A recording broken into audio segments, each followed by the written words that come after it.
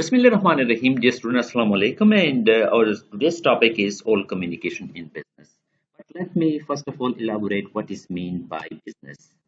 So, business is any activity which is undertaken by an individual for the purpose of earning profit. So, any individual or an organization who undertakes any activity in which he or she just delivers the product or services to the customer, uh, where the underlying purpose is earning profit. So, this comes under the circle of business. Business organizations mostly exist for the purpose of earning income, profit, and they just want to expand their business. So they actually look for business growth. This profit, this income, and this business growth can only be achieved once the organization has a strong ties, strong relationship with the customers. And this strong relationship can be actualized, can be materialized on the basis of implies performance in effectively delivering the message to the customer. I mean that if employees of an organizations are very much well conversant, if they are persuasive, if they are excellent communication, possessing excellent communication skills, so they can persuade the customers, and customers may give a positive response to their products or services, and ultimately they may contribute towards the higher sales and higher business growth of an organization. So the underlying purpose is to earn profit, and this can only be achieved once the organization's employees are capable enough to deliver the message as it should be delivered. Types of oral communication, specifically in business circumstances, are these five. The very first one is sales presentation, meetings, interviews, interpersonal communication, conferences, workshops, or trainings. Sales presentation is any sort of communication in which the employees of an organization presents his product or service to the to the customers in the market, and he or she gives sufficient information about the product or services of the organization where he or she is working.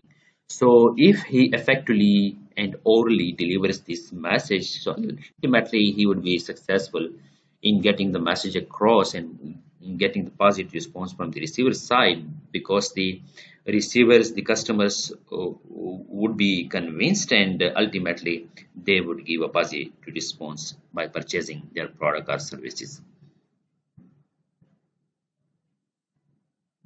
Then comes meetings. Most of the time in organization, meetings are held for the purpose of discussing various issues, challenges, opportunities, weaknesses, deficiencies, sharing some new insight, suggestions in order to keep the work moving forward, and in order to keep the workflow persistent without any deterrence. So that's why meetings are held inside the organizations for the purpose of discussing some official matters related to employees, related to structure, related to technology, related to business, related to products or services. Then comes interviews. Interviews are very much important aspect of an organization, because over here this is the entry to candidate who enters the organization. So if any mistakes lies over here in this particular practice, so a good person, a well qualified person may sometime not perform very well, because you know that if this interview session is conducted in a very effective manner, so the organization top management may be successful in hiring the right person for the right job. So actually interviews is a discussion between the candidate who is looking for a job in the organization and the management of the organizations. So management of organizations actually asks different questions, and the candidate is responsible for answering all those questions. So if the candidate satisfies the management, I mean the panel, so he or she may get the job.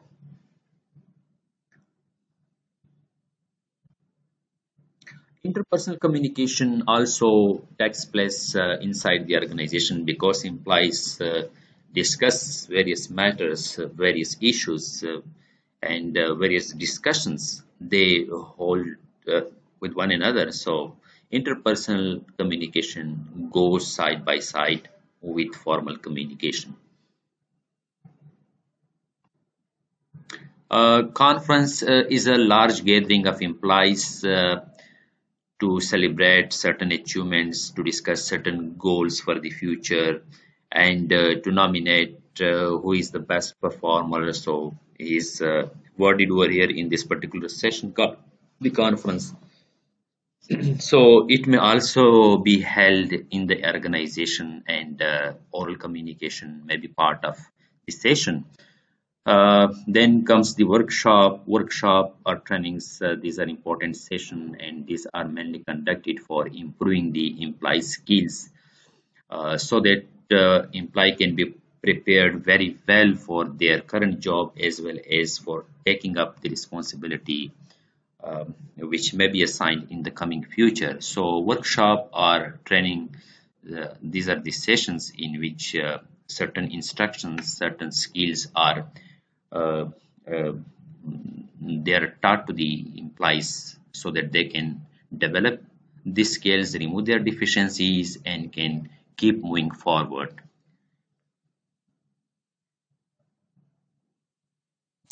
So with this, we come to an end of this lecture, and I hope you would have really enjoyed. If there is any question, any ambiguity, so you can put it to me.